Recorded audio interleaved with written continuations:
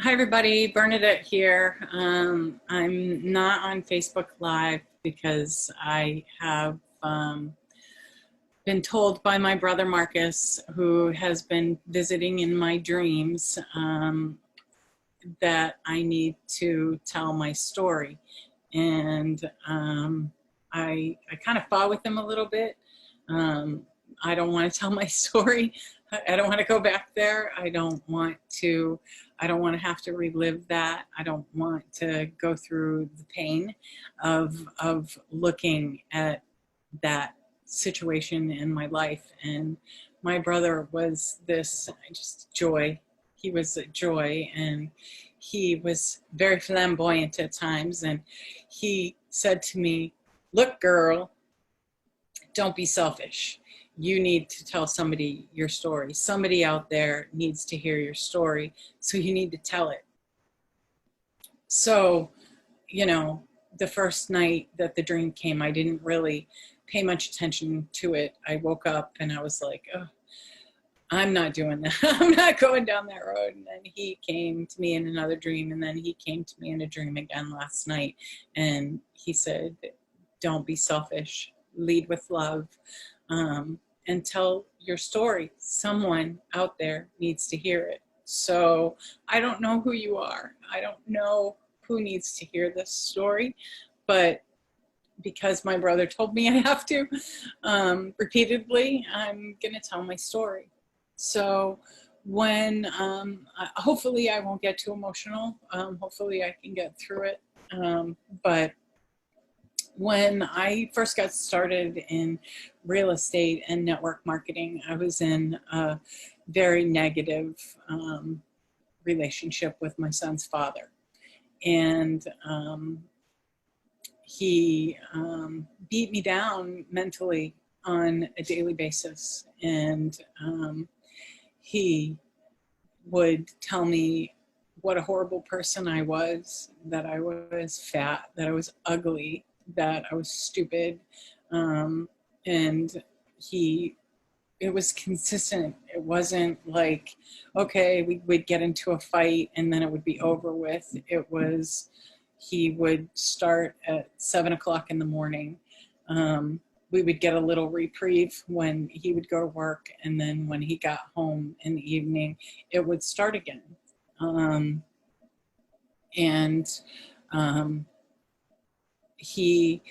The behavior got worse and worse and worse. And I was probably at that point in the lowest place that I've ever been in my life. I didn't believe in myself. I didn't believe in, that I was a good person. I didn't believe that I could accomplish anything. I began to believe his story of who I was as a person, instead of looking within and knowing who I was. It was a difficult time in my life. And the mental abuse began to move towards threatening. And he would pull out this big knife that he had. It's probably 12 inches long. And he would tell me as he was sharpening the knife that he could hurt me and nobody would blame him because it would have been my fault, right?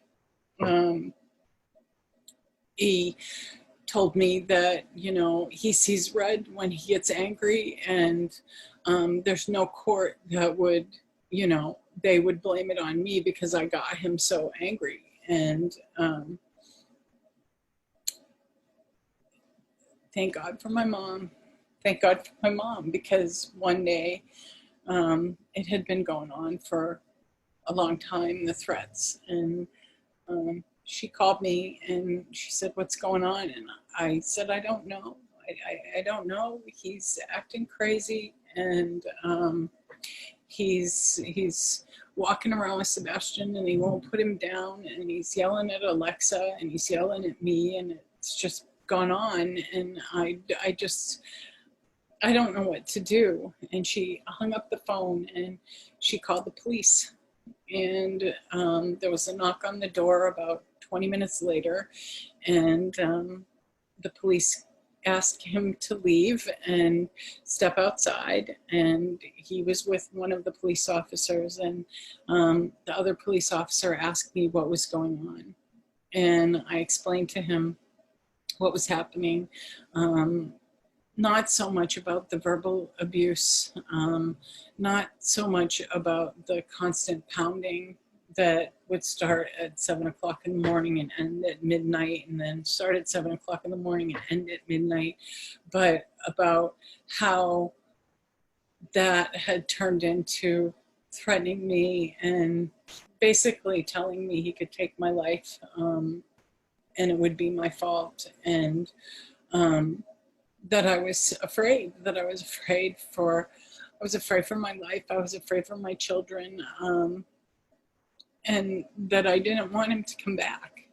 And they put me in a room, and they allowed him to get a little bit of clothes, and then they filed the emergency restraining order to have him removed from the house. And I remember feeling so useless that I couldn't fix this badness. I couldn't make it better. I tried everything. It didn't matter what I did. I would run around the house and make sure everything was clean. And one day I didn't forget, a dryer sheet fell on the couch, and I didn't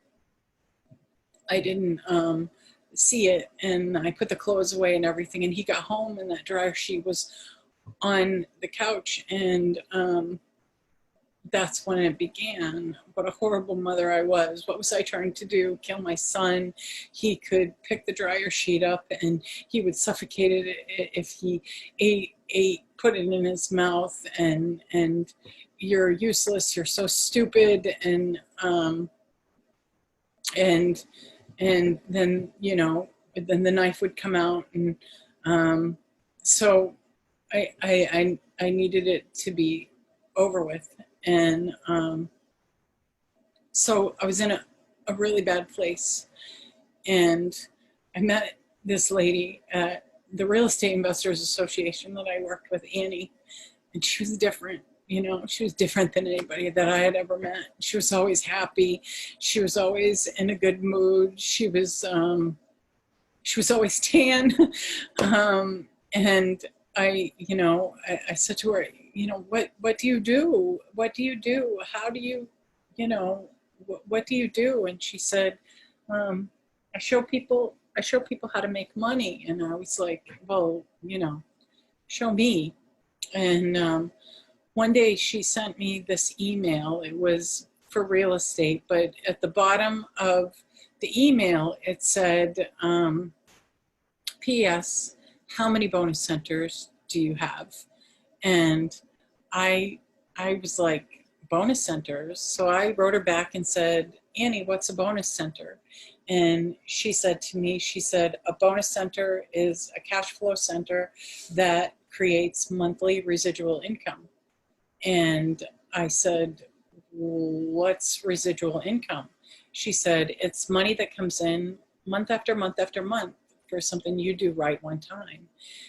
So I said, how do I get some? Because I don't think I'm ever going to get paid child support, and I need to figure out what to do. I have to keep a roof over my head. I have to take care of my children. I have to make sure that my kids are, you know, safe. And I didn't want to be, I could have gone back into like a corporate job, but I didn't want that. I didn't want a corporate job. I wanted to be there for my kids. I wanted to be the main influence in their life. And so I reached out to Annie one day and said, what if I don't really have, you know, money. What if I did some work for you, and you helped me with the startup money to get involved. So I did some work for her and her partner Jared at the time, and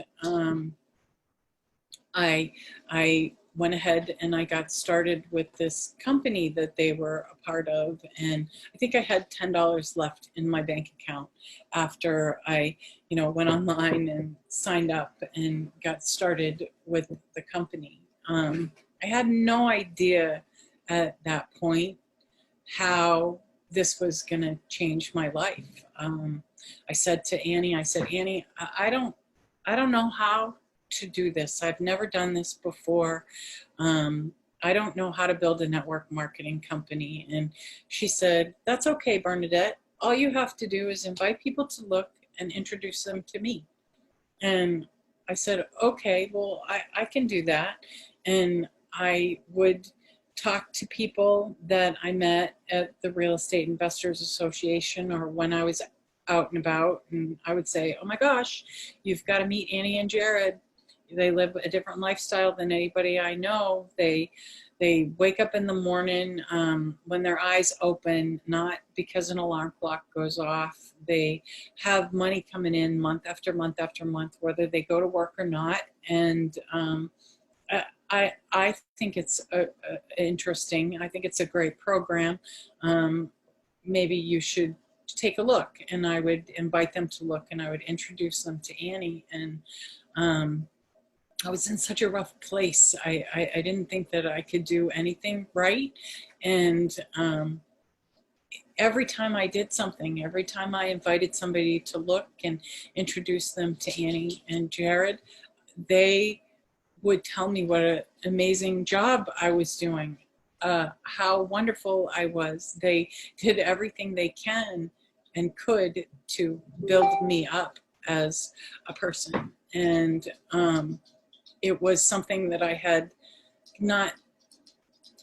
wasn't used to. At first I wasn't, I didn't know even how to react to it. And then I remember we were going to have a meeting, and it was at the corporate office, and the president and owner of the company, Bill Andreoli, was going to be there. And I worked like crazy trying to get people there.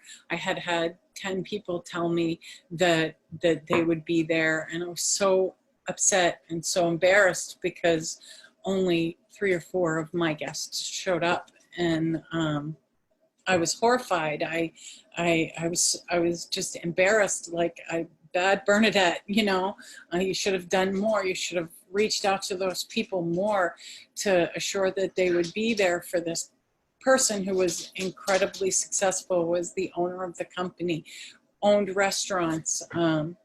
And I almost didn't want to go up to him after the meeting was over, even though all of my guests that came, they joined the company. I was still embarrassed because I wasn't good enough to meet this person. And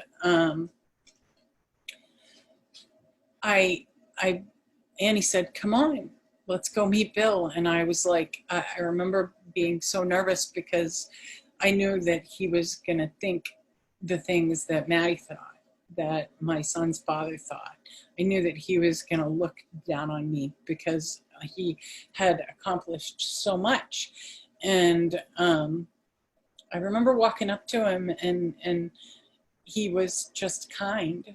And he told me what an amazing job that I did getting the people in the room that I got in the room. And he looked at me and he said, Bernadette, you're amazing.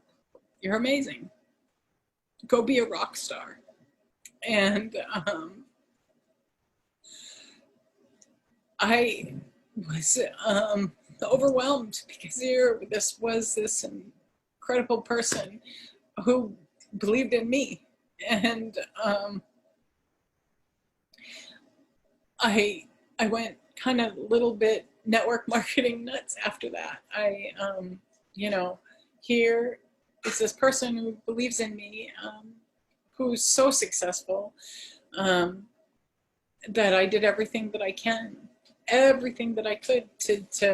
to help build this company because of this person, and because of the people that I met, because of Annie and Jared, that they believed in me in ways that the only other person who ever believed in me like that was my mom. So I kept inviting people to look, and I kept introducing them to Annie and Jared, and in probably about 3.5 months, with their help, created a residual income of over $1,500 a month. That was just the beginning. That was in 3 months, and I was blown away. I was doing what they told me to do. I was being a product of the product, and I was inviting people to look, and I was introducing them to Annie and Jared, and I said to them, how am I making money? I need to know how I'm making money. And Annie, she loves to keep things simple. So she told me, Bernadette, invite people to look and introduce them to me. Don't get caught up in the compensation plan. Just know that when you enroll customers and you enroll reps, the company sends you checks. And when you enroll more customers and you enroll more reps, the checks get bigger. So I was sold. I was sold. What I didn't expect in everything that I got involved in network marketing, I never expected. I expected that I might make a little bit of money and might meet some people. I didn't expect the people that I met. I didn't expect the profound change that these people would have on my life and have had on my life ever since. I was introduced to my lifelong mentor, Mike Randolph, and I call him Obi-Wan.